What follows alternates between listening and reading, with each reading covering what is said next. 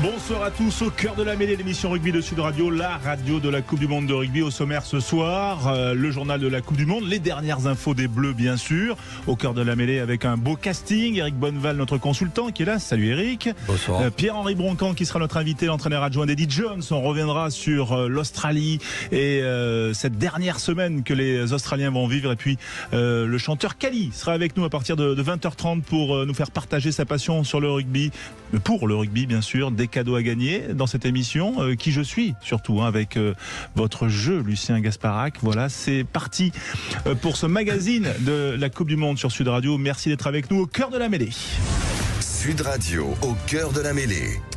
Salut Eric, salut Lucien, salut à tous. 0826 300 300, vous êtes bien sûr les bienvenus au standard de Sud Radio. Aude est là pour répondre à vos appels sur les réseaux. Adrien Abadi veille au grain pour interagir avec nous. Le hashtag Sud Radio Rugby, la chaîne Twitch de Sud Radio. Vous pouvez nous voir également sur l'appli. Sincèrement, ça vaut le coup de nous voir en plus de nous écouter, n'est-ce pas Eric? D'accord. Bien sûr. Vous êtes en forme, Oui. Quel beau gosse. Eric Bonneval, voilà, vous avez fait partie des pionniers de la première Coupe du Monde en 87. Mais à l'époque, il n'y avait pas le journal de la Coupe du Monde comme ça. Voilà. Et Il n'y avait pas grand-chose. Il n'y avait pas grand-chose. Voilà. Et bien, le journal Coupe du Monde, c'est parti. Tout de suite. Les fromages Matok, l'affineur des Pyrénées au cœur de la mêlée, présente Sud Radio, le journal de la Coupe du Monde. Lucien Gasparac est avec nous et avec lui les dernières infos, l'horizon qui semble s'éclaircir pour Antoine Dupont. Bonsoir, ravi de vous retrouver. Oui, c'est ce que nous a fait comprendre William Servat, l'entraîneur des avants du 15 de France, aujourd'hui en conférence de presse sur Antoine Dupont. On l'écoute. Mais en fait, j'ai pas forcément trop de doutes sur sa capacité à jouer le quart de finale. C'est plutôt le match de l'Italie qui m'interroge. Mais en tout cas, il semblerait qu'Antoine va postuler très rapidement sur les feuilles de l'équipe de France. Voilà, cet horizon qui s'éclaircit pour le demi-mêlée du 15 de France, ce n'est pas la seule bonne nouvelle qui est tombée pour les Bleus aujourd'hui. Non, World Rugby vient d'actualiser et publier le classement des meilleures nations. Et grâce à la victoire de l'Irlande sur l'Afrique du Sud et la victoire du 15 de France contre la Namibie, l'équipe de France gagne une place et passe deuxième meilleure nation mondiale. Alors c'est anecdotique, ça ne change rien pour la Coupe du Monde, mais après la fin de semaine qu'on a vécue après la blessure d'Antoine Dupont, toute bonne nouvelle est bonne à prendre. Ouais, vous prenez, vous, Eric, cette bonne nouvelle? Oui. Ou ça vous laisse indifférent? Complètement indifférent. Surtout que les méthodes de calcul, on a l'impression qu'il faut avoir fait Polytechnique et d'être un algorithme pour comprendre comment... En plein championnat du monde, en pleine Coupe du Monde, le final, c'est le meilleur, ce sera celui qui gagne. Ils auraient dû le geler peut-être, mais bon, on va pas non plus refaire le système. Voilà, on peut refaire le match, ça, ok, au cœur de la mêlée est là pour ça, mais on va pas refaire le système du classement mondial. Et un réserviste de luxe en deuxième ligne qui se tient prêt. Oui, un réserviste français. Paul Villemc, un réserviste français qui s'est blessé le 1er septembre dernier à la cuisse. Il n'a donc pas pu participer au mondial. C'est Bastien Chalureau qui l'a remplacé et il a guéri de sa blessure. Alors il est sorti du groupe, donc il ne peut pas le réintégrer, mais si une blessure venait à arriver, c'est lui qu'on appellerait en deuxième ligne et c'est presque une bonne nouvelle. Voilà, il faut vraiment qu'il y ait un blessé qui soit constaté par un médecin de World Rugby pour ensuite opérer ce changement. Donc c'est pas open bar, quoi. On fait pas ce qu'on veut. C'est pas la gare de triage. Voilà, c'est normal. On connaît désormais la durée de suspension de celui qui a blessé Antoine Dupont. Ouais, le pauvre Johan Deisel. Johan Deisel, qui est donc suspendu 6 semaines pour le carton rouge qu'il a reçu pour ce qu'il a fait sur Antoine Dupont. Alors c'est normalement une suspension qui vaut 12 semaines, mais étant donné qu'il a un casier judiciaire vierge, qu'il s'est excusé, qu'il a fait reconnaissance de bonne foi, ça a été ramené à 6 semaines. Et s'il suit le protocole de réhabilitation du plaquage par World Rugby, il pourrait être suspendu que 5 semaines. Ça ne change rien pour la fin de sa compétition puisqu'il a un match au Namibien demain contre l'Uruguay. Mais voilà, c'est encore un nouveau rebondissement dans la blessure du pont. Ouais, je suis pas sûr qu'il ait intérêt à activer le programme parce qu'on peut l'activer qu'une fois dans sa carrière. Donc il pourrait user un joker, même s'il est quand même plutôt en fin de carrière. Johan Deisel, je crois, voilà, qu'on a connu à Colomiers en Pro D2, qui est un bon garçon. D'ailleurs, Villemc en a parlé dans l'interview aujourd'hui. Il l'a connu en U18 en Namibie et il dit voilà, il est désolé et vraiment c'est un bon mec, comme on dit dans le rugby. Tiens, vous avez des bonnes nouvelles parce que vous êtes un bon mec, Lucien Gasparac. Et vous avez tout le programme de la 3e journée, 3e bloc. Qui commence demain. Ouais, c'est le 3e ou 4e? Tiens, 4e. 4e bloc, oui. Et qui commence demain à 17h45 avec un alléchant Uruguay-Namibie dans notre groupe, suivi du jeudi 21h Japon-Samoa. Vendredi, les All Blacks défieront l'Italie. Un match qui va nous intéresser pour la dynamique de la poule. Le samedi, grosse journée sur rugby sur Sud Radio avec à 15h Argentine-Chili, 17h45 Fidji-Géorgie et à 21h Écosse-Roumanie. Et le dimanche se clôturera par un Australie-Portugal à 17h45 et un Afrique du Sud-Tonga à 21h. Et nos Bleus qu'on retrouvera que la semaine d'après, le 6 octobre. Oui, il est pas mal, il est alléchant, même demain Japon-Samoa. Ça peut avoir... Ça peut être très, très intéressant. En plus, c'est important pour le Japon. Oui. Et pour les Samoa, ces deux équipes, ça devrait jouer de partout, ça devrait piquer aussi. Voilà, c'est aussi un échange, on va dire, un contraste entre deux styles très physiques des Samoans et puis beaucoup plus électriques des Japonais, effectivement, qui jouent là peut-être un 16e avant de jouer un 8e contre les Argentins pour éventuellement un quart. Voilà, on va pas détailler tous les matchs, mais en tout cas, c'est un beau week-end qui se profile. Merci Lucien pour ce journal de la Coupe du Monde qui lance cette émission au cœur de la mêlée. Avec Matok, l'affineur des Pyrénées. Plaquez tout pour goûter nos fromages. Eh ben oui, du fromage, on en voudrait, mais on n'en a pas. Alors, on a de l'eau, mais en tout cas, on se régale. On est avec Eric Bonneval, on est avec vous, les auditeurs, au 0826 300 300. Sud Radio Rugby, bien sûr, pour parler de cette Coupe du Monde avec vous. Tiens, le parcours des Bleus jusque-là, Eric, on n'en a pas trop parlé. C'est vrai que c'est conforme. Ouais, ça roule. Alors, il y a eu la petite déception contre l'Uruguay, parce qu'on aurait aimé qui mettent 80 points là aussi. Mais il est conforme, ils se sont remis dans l'axe et il y aura un bon petit match intéressant à faire contre l'Italie pour valider le tout. Et puis après c'est une autre compétition qui commencera. Ouais, attention quand même à l'Italie. On aura bien sûr le temps d'en reparler. C'est le 6 octobre, donc les joueurs ont le temps de se préparer et nous aussi, on aura le temps d'y venir. Mais c'est vrai que l'Italie avait fait souffrir la France en février dans le tournoi pendant une bonne mi-temps quand même. J'étais à Rome. Ouais, moi aussi. C'est vrai. Je vous ai pas vu. Match. C'est vrai. Ils vont y lâcher les Italiens, c'est sûr. Mais si on aborde le match comme on doit aborder les matchs à ce niveau, comme on aborderait un match contre les Springboks ou les Néo-Z, il ne devrait pas y avoir quand même un grand suspense. Voilà, du suspense, il n'y en aura pas juste après la pause que nous allons faire, parce que nous allons parler à nouveau des Bleus. Pierre-Henri Broncan sera avec nous, l'entraîneur adjoint de l'Australie, pour parler justement des Wallabies et de leurs petits soucis dans cette Coupe du Monde. Et puis vous, bien sûr, vous êtes les bienvenus au 0826 300 300. À tout de suite sur Sud Radio, au cœur de la mêlée. Merci d'être avec nous en direct sur Sud Radio, de nous rejoindre pour parler rugby au cœur de la mêlée sur Sud Radio, la radio de la Coupe du Monde de rugby. Eric Bonneval est là, Lucien Gasparac aussi, toute l'équipe est là et on a le plaisir d'accueillir Pierre-Henri Broncan, entraîneur adjoint de l'équipe d'Australie. Bonsoir Pierre. Bonsoir à tous. Merci d'être avec nous. Vous êtes où, en direct de Saint-Étienne, de Saint-Galmier? Exactement. Bon. C'est la patrie de Badois. Ouais, on va y revenir bien sûr sur votre séjour avec l'Australie, mais quand même obligé d'aborder avec Eric et un peu vous, si vous le voulez, Pierre-Henri, mais le cas Antoine Dupont. On a entendu William Servat qui en parlait, disant même que peut-être, alors qu'on l'imaginait éventuellement revenir pour les quarts, il pourrait peut-être revenir pour l'Italie. On a l'impression qu'on entend un peu toutes les versions depuis quelques jours, et puis surtout, je ne sais pas si vous qui êtes souvent à Toulouse, on doit vous demander tous les jours des nouvelles d'Antoine, parce que maintenant on ne dit plus Antoine Dupont, on dit des nouvelles d'Antoine. Ah oui, c'est devenu la question que tous les passionnés de rugby se posent, sachant que tout le monde est docteur à ce moment, tout le monde a son idée sur le truc, ce qui m'inquiète parfois. Oui, parce que la chirurgie de la face, c'est pas donné non plus à tout le monde. C'est pas donné à tout le monde. Voilà. Mais vous y croyez pour le quart? Oui, dans la mesure où, si je me projette, si je fais un petit truc en arrière, comme joueur, c'est un événement exceptionnel. Donc, on mesure, quand on est joueur, on veut le jouer. Donc, lui, il va prendre tous les risques pour les jouer, que ça plaise à certains ou d'autres, ou pas. Après, il y a le médical, il y a la réalité aussi du terrain. Est-ce qu'il pourra pas? Mais lui, il voudra jouer, j'en suis sûr. au moins l'écart. L'Italie, je vois pas trop l'intérêt, franchement. Ouais. Ça serait prendre des risques pour moi. Bon, Pierre-Henri, je vous fais réagir sur ce sujet ou pas? Non, mais j'ai le même avis qu'Eric. Je pense que l'Italie, d'abord, il n'est pas nécessaire de jouer avec Antoine Dupont pour battre l'Italie, je pense.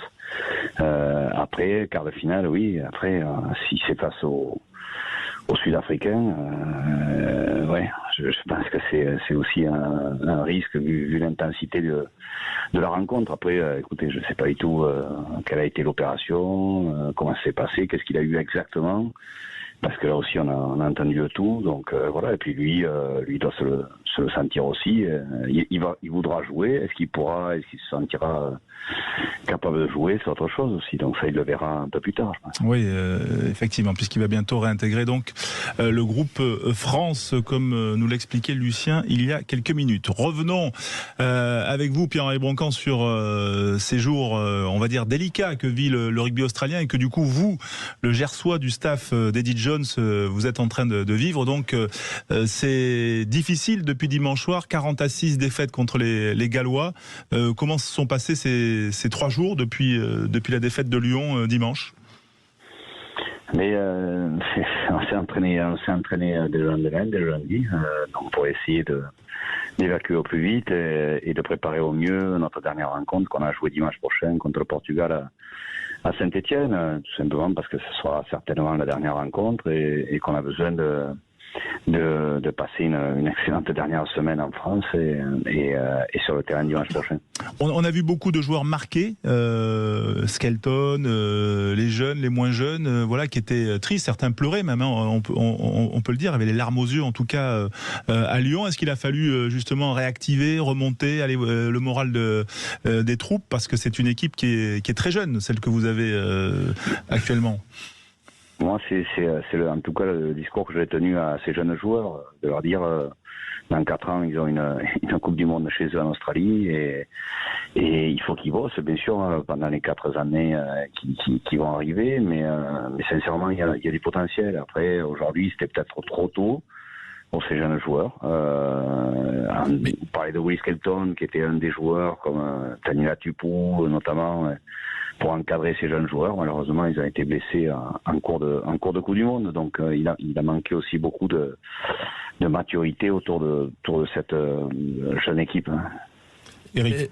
Pierre-Henri, mais c'est où est-ce que qu'est-ce qui manquait? C'était plus psychologique. Enfin, moi, j'étais abasourdi à la fin du match, les 20 dernières minutes contre les Gallois.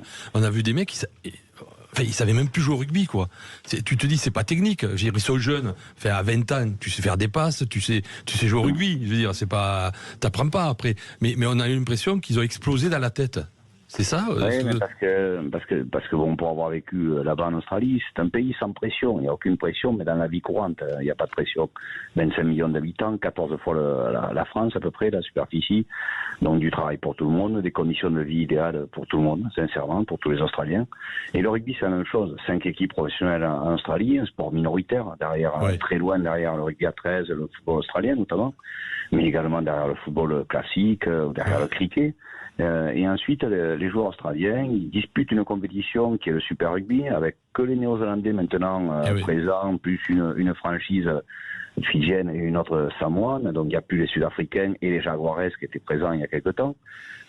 Et aujourd'hui, c'est des matchs en Super Rugby, on le voit bien. Soit tu le gagnes, soit tu comprends que tu vas pas le gagner, tu lâches le match. C'est des matchs amicaux, quoi. T'as l'impression que c'est... c'est des scores très fleuves, souvent des 40-30, avec un bonus défensif récupéré parce que tu marques 4 essais quand même. C'est pas le même règlement que le top 14 en France. On n'a pas besoin de 3 essais d'écart pour avoir un bonus. Donc voilà, et ça c'est le problème du rugby aujourd'hui australien, sans descente, sans pression de qualification de relégation. Donc les joueurs sont pas habitués sincèrement à disputer des matchs durs, des matchs serrés, Combien de fois, quand vous prenez le top 14 ou la Coupe d'Europe, combien de fois les matchs se jouent dans les 5 dernières minutes? C'est énorme dans notre championnat ou dans la Coupe d'Europe, alors que dans le Super Rugby, ils se jouent bien avant, je dirais, les matchs. Ouais. Donc c'est la grosse problématique aujourd'hui du rugby australien. Voilà, il y a des talents, des jeunes talents, mais voilà, ce qui est beaucoup reproché à Eddie Jones, il est reproché beaucoup de choses à Eddie Jones, on va y revenir, mais pour commencer, c'est peut-être qu'il n'y a pas eu assez d'expérience aux côtés de cette jeune garde qui est arrivée. Voilà, est-ce qu'il fallait prendre un Bernard Follet, un Quade Cooper, etc. Enfin, tout le monde refait tout le temps. Ça, c'est le propre même des commentateurs. Mais comment vous, de l'intérieur, vous le percevez, Pierre-Henri Broncan? Moi, je répète, je trouve que notre absence de Will et de Tupou, de Taniela Tupou, a pesé énormément sur le match des Fidji et sur le match du Pays de Galles. Et ça, c'est la problématique qu'on a eue. Après, on peut parler des autres joueurs qui sont pas présents. Ouais, on peut en parler maintenant. Ouais. Mais, voilà, c'est toujours une fois que tu as fini la compétition, tu peux toujours en parler. Mais pour avoir été sur place, pour les avoir côtoyés aussi lors des camps d'entraînement, voilà, il n'y avait pas, sur le point de vue rugby physique, les jeunes joueurs étaient quand même supérieurs aujourd'hui. Bon voilà, après il y a ce côté expérience, c'est sûr, mais bon, je pense que ces jeunes joueurs, ils ont beaucoup appris aussi pendant cette Coupe du Monde, et ils n'ont pas perdu leur temps aussi, voilà. Ouais, c'est effectivement une Coupe du Monde, on va dire de l'apprentissage. Il faut quand même rappeler que l'Australie s'est toujours qualifiée pour les quarts de finale. L'Australie a été 2 fois championne du monde, c'est des années 90, mais quand même il y a toujours eu, on va dire, une régularité pour au moins se qualifier en phase finale. Et surtout, l'Australie n'a jamais perdu 2 matchs. Voilà, la France s'est qualifiée aussi en quart de finale en ayant perdu 2 matchs. On s'en souvient en 2011. Voilà aussi pour la notion, on va dire, historique pour tout ça. Mais on va dire, revenons quand même sur le cas d'Eddie Jones. Pourquoi ce bashing? Chaque fois qu'il y avait un plan là, à Lyon sur le sélectionneur australien, sur votre patron, Pierre-Henri, voilà, ces sifflets, est-ce que ça l'a marqué à votre entraîneur, votre coach? Il était marqué le soir du match, après le match, de par le résultat, de par le contenu aussi, bien sûr. Bon, voilà, après, Eddie, il est quand même assez dur et capable d'affronter ça. Après, voilà, je pense qu'il est aujourd'hui tourné sur la prochaine Coupe du Monde aussi, en Australie, je répète. Et voilà, je pense que c'est comme ça. Il est habitué à se faire siffler aussi, mais c'est pas ça qui l'a marqué le plus. Je pense que c'est surtout le terrain qui l'a marqué le plus, plutôt que de se faire siffler dans les tribunes. Il a plutôt la réputation d'être positif avec les joueurs. Est-ce qu'il l'a été malgré tout dans le vestiaire ou le lendemain du match avec ses joueurs après la débâcle face au Pays de Galles? Il a été clair avec les joueurs, il a été honnête aussi, en leur expliquant et en leur démontrant le gap qu'il y avait à combler entre les grosses équipes aujourd'hui et l'équipe d'Australie. Maintenant, oui, il est toujours positif, je dirais, avec les joueurs, dans le sens où c'est pas un entraîneur critique devant tout le monde. Il est capable de voir les joueurs individuellement après, de discuter avec eux, mais jamais devant les autres. Et ça, c'est quand même une très bonne approche, je trouve. Après, voilà. Après, il est, je vous le répète, il est honnête et il est assez lucide sur le niveau actuel de l'équipe. Lucien Gasparac. Oui, Pierre-Henri, la Coupe du Monde en Australie, c'est donc dans 4 ans, c'est presque demain. Quelles mesures à effet rapide on pourrait mettre en place pour redorer le blason du rugby australien? Ouais, c'est ce que Eddie nous a parlé hier soir avec le staff, c'est-à-dire essayer peut-être d'avoir les joueurs internationaux australiens un peu plus à disposition dans l'année, dans la saison, et ne pas les laisser que dans leur équipe de Super Rugby. Ce qui se fait un peu, vous savez, en Écosse, entre Édimbourg et Glasgow. Les joueurs peuvent se retrouver le mercredi Glasgow et travailler ensemble. Voilà, c'est un peu le système qu'aimerait mettre en place Eddie, c'est-à-dire les avoir un peu plus à disposition pour les faire travailler beaucoup plus, pour leur donner un niveau d'exigence supérieur à ce qu'ils ont aujourd'hui dans leur franchise, en tout cas. Il est donc dans l'après déjà. Oui. Lui, il est dans la frime, mais lui, il est toujours, il dort pas. Ouais. Il ne se repose pas. Lui. Il ne prendra pas de vacances après, il n'en prend jamais. Donc, Vous avez fait combien de réunions depuis dimanche soir? Beaucoup. Mais écoute, non, après moi, sincèrement, j'en profite au maximum parce que c'est les derniers jours avec eux et je me suis régalé. Malgré les résultats, c'est un peu fou de dire ça, mais c'est une super aventure. Donc c'est vrai que la Coupe du Monde, c'est quand même une super aventure, sincèrement. Et voilà, j'ai pris beaucoup de plaisir, en tout cas, à travailler avec ce staff et à travailler avec l'équipe d'Australie.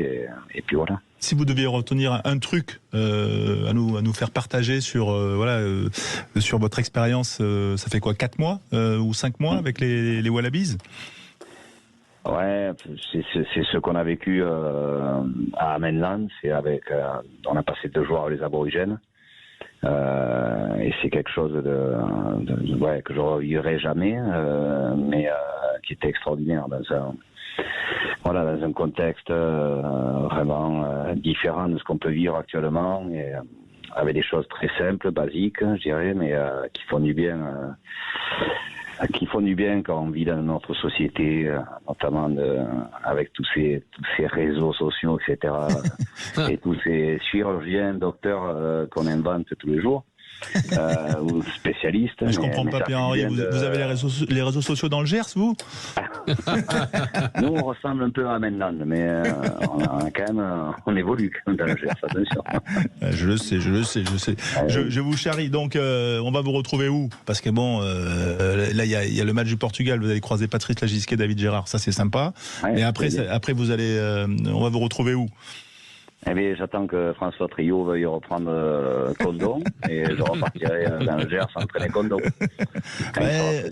Et pourquoi pas, mais il y a du boulot, je crois, à la SAC, à Condon, et du boulot dans le Gers. On imagine effectivement que vous allez toujours rester au contact des amateurs, mais on imagine aussi que le rugby professionnel français peut pas vous laisser comme ça sur la touche.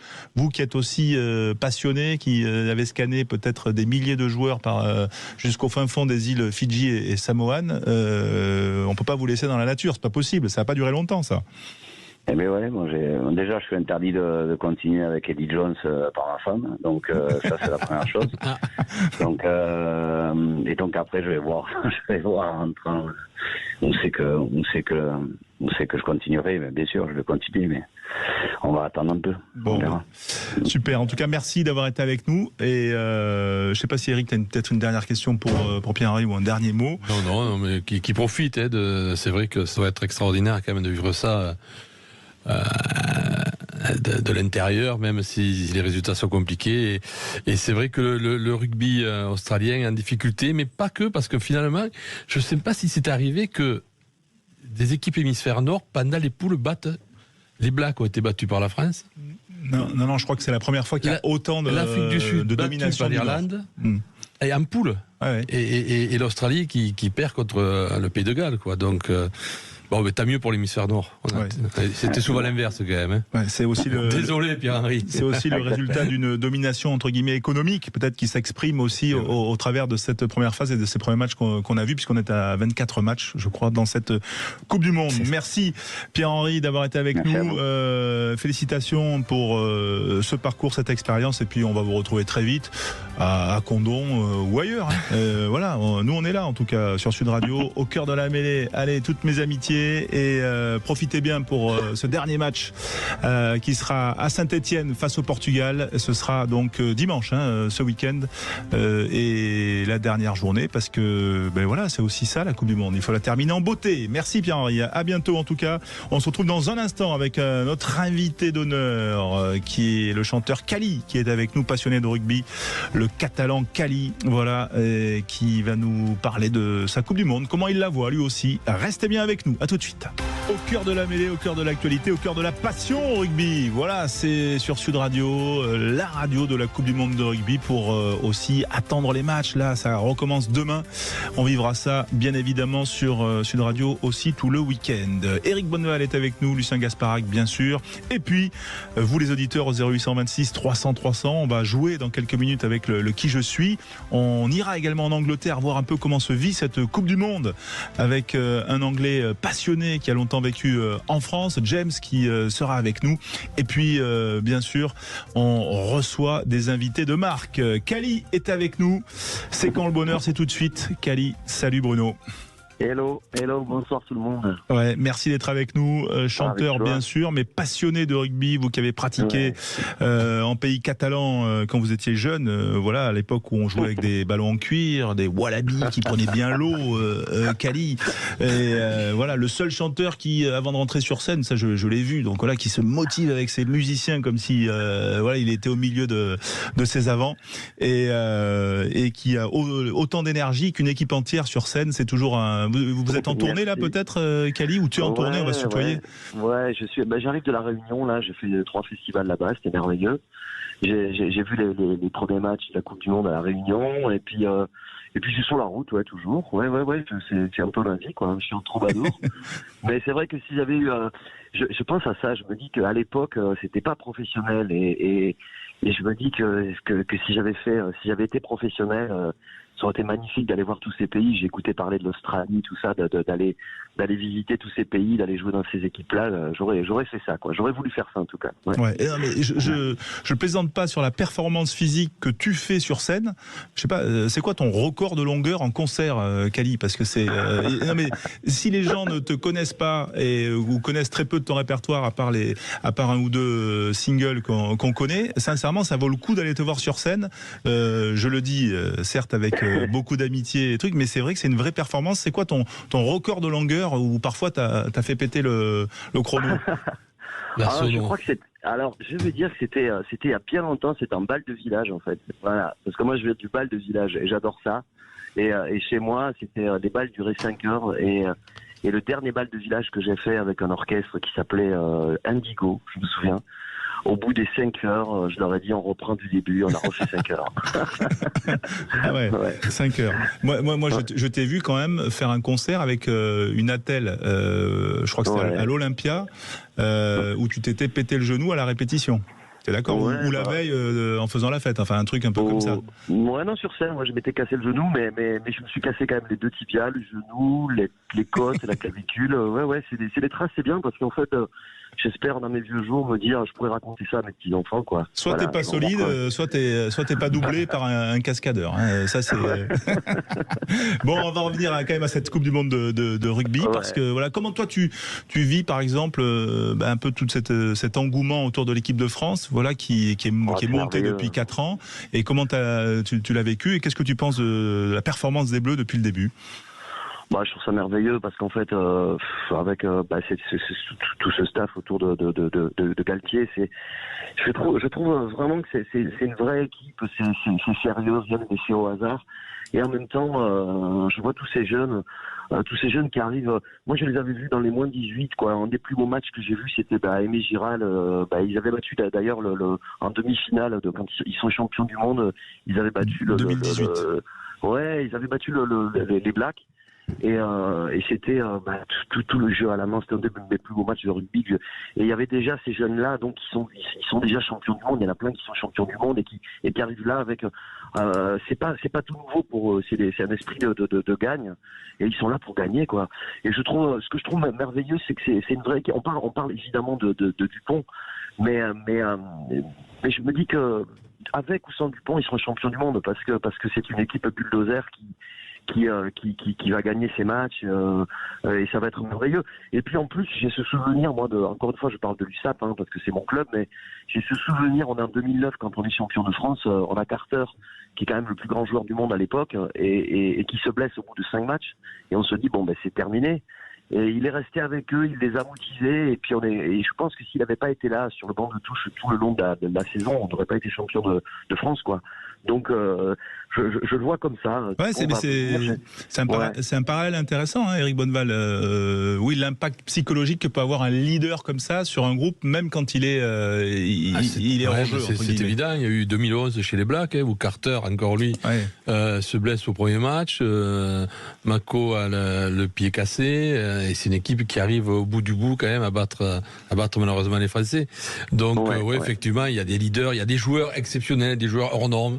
Il y a des personnalités qui qu'elle soit sur le terrain ou à côté, font en sorte que tout aille mieux.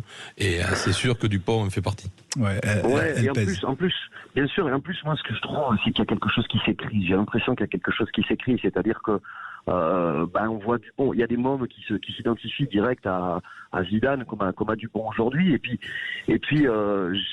j'espère qu'il va revenir sur le terrain et s'il fait gagner l'équipe de France, c'est un roman, quoi. C'est un film, c'est merveilleux, c'est encore plus beau, quoi. C'est encore plus beau, quoi. Tout s'était bien passé, ouais, c'est clair. Qu'est-ce que tu as vu en dehors des Bleus qui t'a plu? Est-ce qu'il y a une équipe, un match, qui t'a fait vibrer?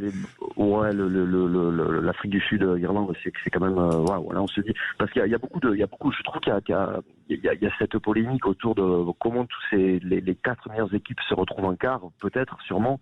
Moi, je trouve ça merveilleux parce que justement, dès l'écart, ça va être encore un engouement encore plus fort parce que ces matchs-là vont être extraordinaires et il y aura encore plus de gens qui vont agripper la Coupe du Monde dès les quarts de finale et qui vont aller jusqu'au bout. Il y aura encore plus de monde. Moi, je trouve ça très très bien qu'ils se retrouvent tous en quart. Alors ce match-là m'a beaucoup plu, les Fidji m'ont beaucoup plu, mais j'étais à Paris pendant, je suis pas allé voir le match, j'étais à Paris sur l'Irlande. Afrique du Sud, et ce que je retiendrai, c'est le métro. Je vais dans le métro et Africain du Sud, Irlandais qui... Ben ouais, mais ils se serraient dans les bras, ils chantaient ensemble avant le match et puis après le match.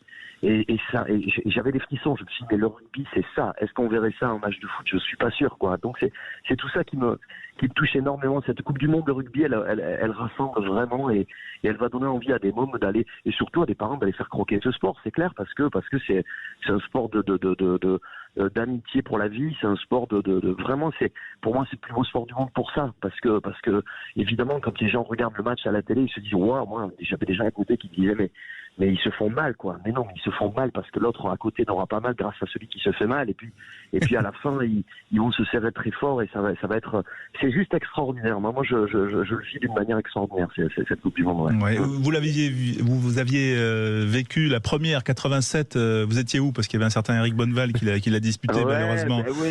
Pas longtemps. Parce que, évidemment, c'est c'était la star et c'était, évidemment, mais moi j'étais à Vernet-les-Bains, dans mon petit village, et on se posait ces questions, on se disait, mais est-ce qu'avec tout ce qui arrive et le professionnalisme et la Coupe du Monde et tout ce qui va arriver autour, est-ce qu'on va garder cet esprit village? Et je pense que oui, on le garde cet esprit village.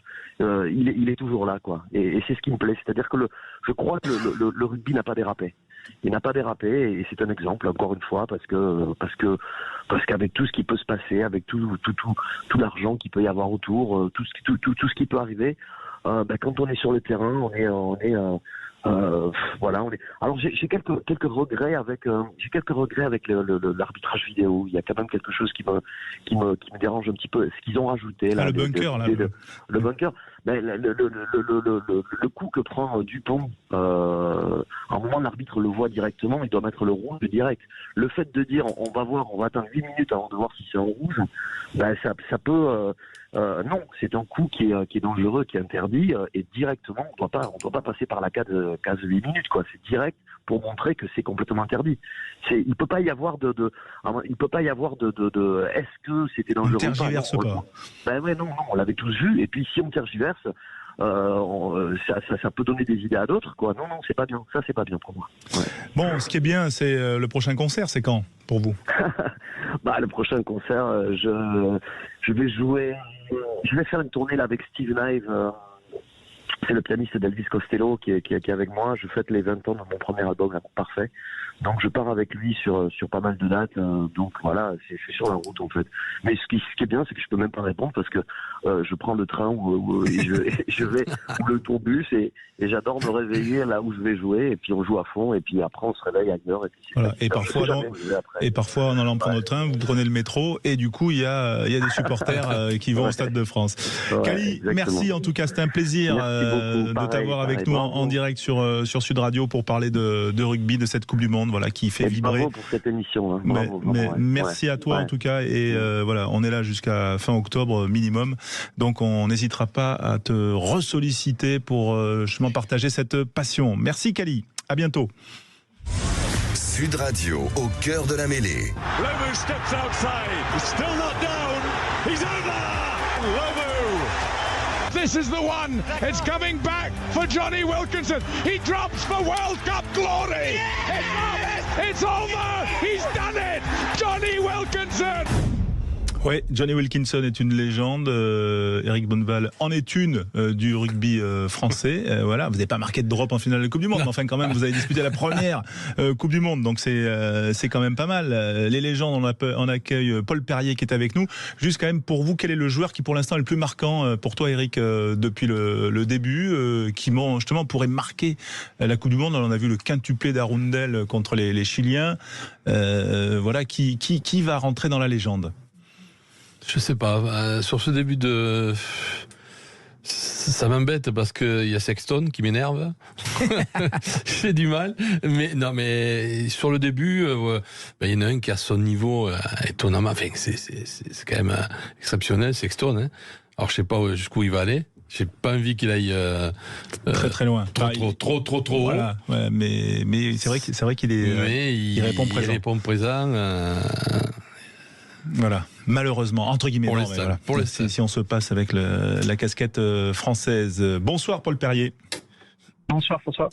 Ce soir, pour parler des légendes de cette Coupe du Monde, vous nous parlez du capitaine australien, vous qui avez écrit les 300 meilleurs joueurs de l'histoire. Vous parlez justement d'un Australien, parce qu'on a abordé l'Australie tout à l'heure, un certain John Hills, qui était quand même un seconde ligne, qui avait des pieds aussi, qui étaient grands, mais surtout qui était assez adroit. Hein. Il était buteur aussi. C'est ça, exactement. Ouais. C'est un deuxième ligne, vous l'avez dit, qui était grand par la taille, 2 mètres, et par le talent. C'était déjà une deuxième ligne assez moderne dans son style, même s'il jouait dans les années 90. C'était un peu un surdoué, en avance sur son temps, quoi. Athlétique, mobile, technique, gros volume de jeu, ce qu'on retrouve aujourd'hui chez les deuxièmes lignes de cette Coupe du Monde. C'était un excellent preneur en touche, un gros pousseur en mêlée. Mais c'était aussi, comme vous l'avez dit, il avait la particularité de beauté, et plutôt bien d'ailleurs, hein, puisqu'il a inscrit quand même 173 points au niveau international en 86 sélections, ce qui est plutôt pas mal. Il a été 55 fois capitaine de l'équipe d'Australie, dont la Coupe du Monde 99 remportée par les Wallabies. Mais c'est lui qui bute d'ailleurs en finale contre les Français, hein. C'est lui qui bute en finale contre les Français, et il était déjà du titre Tour de 91 8 ans auparavant avec ces mêmes Wallabies, alors qu'il avait que quelques sélections au compteur à tout juste 21 ans. Il était déjà titulaire, donc ça prouve qu'il avait d'énormes qualités. Et d'ailleurs, la légende raconte qu'on le surnommait Nobody, puisque Nobody is perfect. Voilà, personne n'est parfait. Alors on le surnommait personne. C'est peut-être une légende, mais en tout cas, ça prouve qu'il avait d'énormes qualités.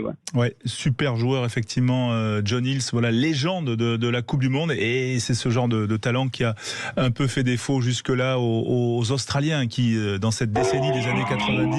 Ah, c'est pas John Hills qui démarre, là, c'est pas lui qui démarre. Mais en tout cas, on vous remercie, Paul, d'avoir été avec nous, et attention à ces pots, voilà, il faut quand même respecter certains décibels.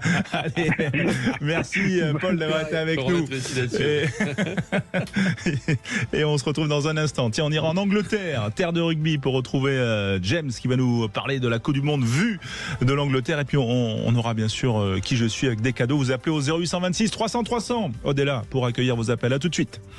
Au cœur de la mêlée avec cette Coupe du Monde 2023 que l'on vit en France, que l'on vit sur Sud Radio, la radio de la Coupe du Monde de rugby. Dans un instant, on va jouer avec le Qui je suis, celui qui vous fait vibrer, qui vous fait aussi connaître certains mystères sur certaines légendes du rugby. Et puis quand même cette Coupe du Monde qui a vu la renaissance de certaines équipes, notamment l'Angleterre, le Pays de Galles, qu'on pensait quand même qui était moribonde dans le tournoi. On rappelle qu'on avait mis 50 points 53-10 aux Anglais en mars, que le Pays de Galles était quand même pas beau à voir, et puis là il est premier qualifié, et puis en plus en étant quand même bien au niveau, les Gallois notamment. Ouais, les Gallois et même les Anglais, qui ont su bien prendre cette Coupe du Monde avec cette première victoire contre l'Argentine qui les a bien lancés. Et c'est vrai qu'il faut le reconnaître, ils sont toujours là, nos meilleurs ennemis. Voilà, ils pourraient retrouver le deuxième de la poule D. Ils vont terminer premier de la poule C. Les Fidji. Et oui, ça c'est qui les Anglais. Oui. Les Anglais, ouais. Les Anglais effectivement. Et ils seront premiers de la poule D. Ils vont entre le deuxième de la poule C qui est les Fidji, et les Gallois pourraient retrouver l'Argentine si l'Argentine se défait du Japon. Voilà, et à voir en tout cas. James est avec nous en direct de Newcastle. Bonjour James. Bonjour, comment allez-vous ? Ça va, voilà, je vois un prénom à consonance anglaise, mais un français parfait. Dites-nous tout. Oh, il y a eu plusieurs années de ma vie qui ont été passées en France, et maintenant j'ai voulu faire un petit retour au pays, justement pour rejoindre les parents depuis quelques temps maintenant. Bon, comment se vit ? J'ai quand même vit réussi à garder la langue. Voilà, avec une pratique forcément du rugby. Quand on est en Angleterre, on joue au collège, au rugby, on n'a pas le choix en fait. Oui, bah c'est ça. J'y ai joué, j'ai entraîné aussi un petit peu. D'accord. Et alors donc cette Coupe du Monde, on le disait, les Anglais étaient un petit peu moribonds. Comment vous expliquez cette renaissance ? Bah très honnêtement, nous de notre côté, on n'y arrive toujours pas à y croire en fait. On ne sait pas d'où elle vient, parce que tous les 6 nations, c'était lamentable. Les préparations de Coupe du Monde, on n'y croyait pas non plus, avec les cartons rouges qui s'enchaînent. Et on se retrouve même premier match avec un carton rouge au bout de la 3e minute. Donc on voyait tout de suite la fin du tournoi approcher plus que prévu, quoi. Ah oui. Mais non, ils sont très bien sortis avec ce match contre l'Argentine, dont j'en reviens toujours pas à la performance et les coups de pied de George Ford. Ah, Hibernatus, George Ford, on l'a ressorti et voilà. Ah ouais, non, c'est incroyable. Et là, on commence à y croire, peut-être aller un peu plus loin que prévu dans ce tournoi, quoi. Ouais, ben effectivement, l'appétit venant en mangeant. Et puis, c'est qui pour vous la bonne surprise de cette équipe anglaise ? La bonne surprise, quand même, on peut pas nier Arendelle, quand même, qui nous sort un quintuplé lors de son premier vrai match, on va dire. C'est quand même exceptionnel. Bon, il a quand même été beaucoup assisté par Marcus Smith. Ouais, parce qu'on s'est pas trop régalé sur les 2 premiers matchs des Anglais. Enfin, je veux dire, ils ont gagné quand il y avait un match spécial, conditions spéciales face aux Argentins, à 77 minutes à 14 contre 15. Mais après, c'est vrai qu'on les a sentis quand même. C'était verrouillé, c'était reine courte en termes de jeu là. Oui, le travail était fait, mais après, c'est sûr qu'il n'y a pas eu de spectacle, quoi. Ouais. Ils vont aller jusqu'où ? Ils vont s'arrêter en quart ou ils vont aller un peu plus loin ? Si on suit quand même le tableau et en espérant que la France bat l'Afrique du Sud, je pense que les Fidji en veulent notre revanche. J'espère qu'on va se retrouver en demi-finale quand même contre nos meilleurs amis les Bleus. Ouais, ça serait bien. Ça serait bien surtout si les Bleus gagnent. Enfin, je veux dire, oui, c'est ça. Voilà. Est-ce qu'il y a quand même une ferveur en Angleterre du coup ? Est-ce que les pubs se remplissent ? Est-ce que ça recrée du lien en Angleterre ? Bon, de toute façon, vous savez, depuis 2015, on pouvait pas faire pire en Coupe du Monde, hein, donc nous, on est toujours heureux d'être là. Et non, il y a toujours une bonne ambiance, et puis surtout dans le Nord-Est, on s'y connaît un peu dans les pubs. Donc les grosses télés, les grandes pintes de Guinness, ça tourne partout. Et James, tu es supporter des Saracens. Est-ce qu'il y a un joueur des Saracens qui t'impressionne plus particulièrement depuis le début de cette compétition ? Il n'a pas joué depuis le début de la compétition, malheureusement. Il a que joué ce samedi, mais j'ai toujours été un grand fan de Farrell, malheureusement. Oui, et ça va. On va repartir sur une association Farrell-Ford, selon toi ? C'est ce qui marchait bien, mais il faut voir ce que ça donne. Farrell en 12, il n'est pas trop à sa place, je trouve, et moi je le préfère en 10. Mais après, où est-ce qu'on met Ford est sur super coup de pied, quoi. Voilà. C'est ça, Ford est en forme. Ford est en forme, Wilkinsonienne. Eric, toi tu le vois comment, justement, les choix de Steve Borswick par rapport à... Ça va être compliqué parce que Farrell, quand même, en 10 ça va, en 12 il manque énormément de vitesse, là. Là, les derniers matchs qu'on a vus, même dans cette configuration, je crois que quand il prend son carton rouge, il est au centre. Ça va pas très vite. Alors c'est sûr que c'est 5/8, ça joue au pied, mais pour ça il faut avoir tous les ballons, il faut dominer. C'est un jeu que les Anglais avaient du mal à mettre en place. Alors bon, là ils se sont refait la cerise. Est-ce que ça va être suffisant pour aller au bout ? C'est une autre question. Et après on peut se poser la question aussi sur le Marcus Smith là. Il a sa place de super finisseur un peu. Voilà, qui de toute façon de la psychologie de Borswick fait pas partie quand même. On sent pas le rugby, c'est pas le rugby qu'il arrive à maîtriser. Quoi, il rentre pas dans le logiciel de Borswick. Vous en pensez quoi, James ? C'est étrange quand même, parce qu'on a vu Marcus Smith en 15 cette semaine, et c'était franchement pas dégueu du tout. Après, j'aime bien Freddy Stewart et je trouve qu'en 15, il a quand même bien sa place. Et puis surtout sur les ballons aériens, Stewart, il est énorme quand même. Après, faut pas se tromper quand même. C'était le Chili. Ouais. Non mais contre le Chili, derrière, je pense qu'on peut être nombreux à être bon. Ouais, même le chauffeur de bus, c'est ce que tu veux dire. Mais oui, il faut quand même être. C'est avec tout le respect qu'on peut avoir pour les Chiliens. Bien sûr, et on s'est réjoui d'ailleurs de voir les Chiliens à la Coupe du Monde pour la première fois de leur histoire. Un pronostic peut-être pour le prochain match des Anglais que je n'ai pas, ce qui va être a priori. Il reste le Samoa. Samoa, tout à fait. Le 7 octobre. Ouais, 7 octobre, James. On a un petit peu de repos. Je pense qu'on va le gagner, mais il n'y aura peut-être pas le bonus. Ça risque d'être un peu serré, je pense. Bon. Et combien de blessés? Parce que les Samoa, ça peut... Du côté des Samoa ou... Ça peut faire des cartons, alors. Bon, on touche du bois, il n'y a pas eu de blessés jusqu'à présent. On va espérer continuer là-dessus. Ouais, on sent effectivement qu'il y a une petite réussite qui s'est amorcée depuis ce carton rouge à Tom Curry dans le premier match face aux Argentins. Voilà, il y a eu ce rebond anglais, et tant mieux pour le rugby parce que c'est un grand pays de rugby et c'est une grande nation. On est content de les voir aussi avec des couleurs. Merci James, vous êtes à Newcastle et c'était sympa de vous entendre dans cette rubrique Terre de rugby pour comprendre aussi comment se vit la Coupe du Monde en dehors de notre pays, de notre hexagone. Merci à vous. Allez, on va enchaîner avec la dernière séquence que l'on aime bien. C'est parti, c'est le Qui je suis.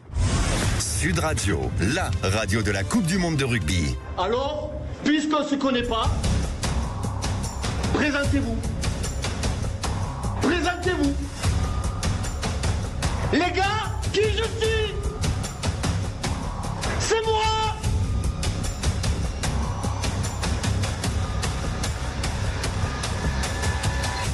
C'est moi. Je suis un monsieur. Ça, c'est se présenter.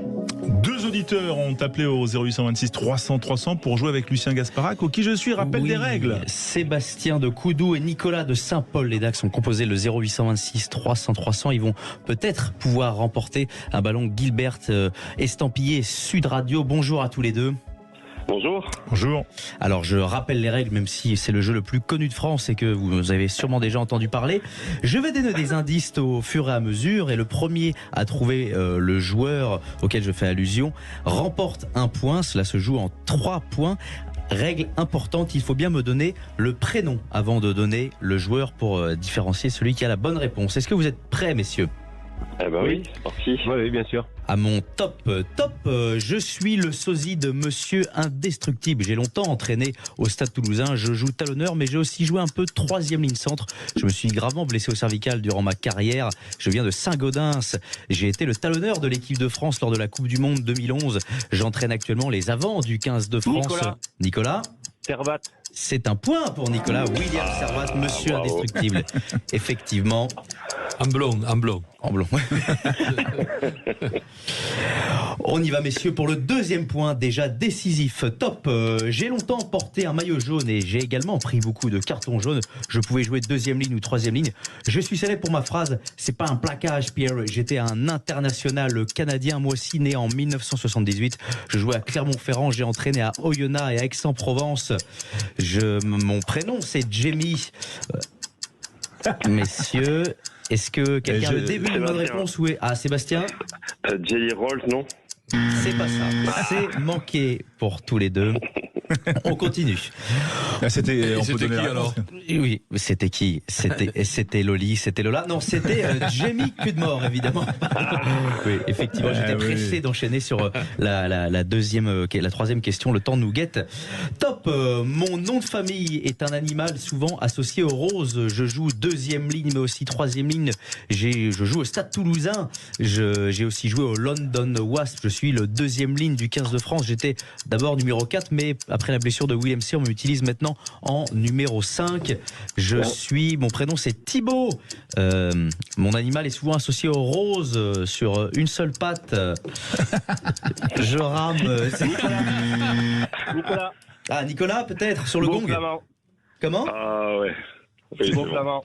Thibaut Flamand et deuxième point pour Nicolas, que je ne soupçonne pas d'être allé sur son téléphone pour trouver le prénom. De l'animal rose sur une patte. C'est l'animal sur un pied, c'est la Camargue. Oui, exactement. Et le troisième point qui est déjà décisif. Top. Je suis demi d'ouverture. J'ai remplacé Romain Ntamak après sa blessure au ligament croisé. J'ai joué contre la Namibie jeudi et j'ai réalisé un superbe offload. Je joue à l'Union Bar-de-Bègle. Sûrement contre l'Italie, je vais être associé à Maxime Lucu, mon partenaire à la Charnière en club. Je suis né en 1998. J'ai joué à Saint-Germain-en-Laye. Oui. Quelqu'un a crié mais n'a pas dit son prénom. Ouais, Sébastien. Mathieu Jalibert. C'est ça, c'est Mathieu Jalibert. Nous sommes arrivés aux 3 points. Est-ce qu'on a le temps, Maxime, pour faire un... On y va, on va le faire ensemble. Allez, un dernier peut-être pour la remontada. Allez, on met quand même peut-être Eric dans la danse, tiens. Allez, voilà, pour booster le tout. Hein. Alors, ambiance musée Grévin, puisque là, on va revenir sur un ancien joueur. Top. Mon nom de famille est un mot que l'on utilise pour parler d'une petite douleur ou d'un bourgeois bohème. J'ai longtemps joué au Racing 92. Je suis un international fidjien. Je jouais ailier. Mon prénom, c'est Cirelli. J'ai fait des vagues à Colombes pendant de longues années. Est-ce que Bobo, c'est Bobo. Ah oui, Bobo. Sébastien. Sébastien. C'est trouvé pour Sébastien. 2-2. Belle remontada de Sébastien. Ça va être décisif. Désormais, le gagnant remporte le point. Il reste 1 minute 20. C'est parti. Mon nom de famille est le même nom qu'un aviateur. J'ai longtemps joué à Toulon, mais aussi à Perpignan, la patrie de Cali que l'on a eu en interview sur Sud Radio. Je suis né en 1986 à Épinal. J'ai été champion de France avec Perpignan. J'ai joué à Toulon, j'ai été champion d'Europe. C'est Mermoz. Par contre, il a été formé à Toulouse. Hein. Il a été formé à Toulouse, il a explosé à Perpignan. Enfin, il a commencé à Épinal. Voilà. Je crois. Bon, messieurs, il va falloir trouver pour vous départager et qu'on sache à qui on va offrir ce fameux ballon. On en fait un qui va être très facile. Je joue 3e ligne centre à La Rochelle. Je suis le capitaine de La Rochelle. Nicolas, oui. Grégory Aldrit, exactement. Et c'est Nicolas de Saint-Paul-les-Dax qui remporte le ballon Gilbert. Bravo Nicolas. Et bravo à Sébastien. N'hésitez pas à nous rappeler au 0826 300 300 pour remporter plein de cadeaux. Bravo pour cette performance à tous les deux et belle victoire de Nicolas. Merci Lucien, merci messieurs pour votre fidélité, pour bien sûr d'être toujours avec nous sur Sud Radio au cœur de la mêlée. On se retrouve demain 20h. Eric, c'était un plaisir de vous avoir, Eric Bonneval.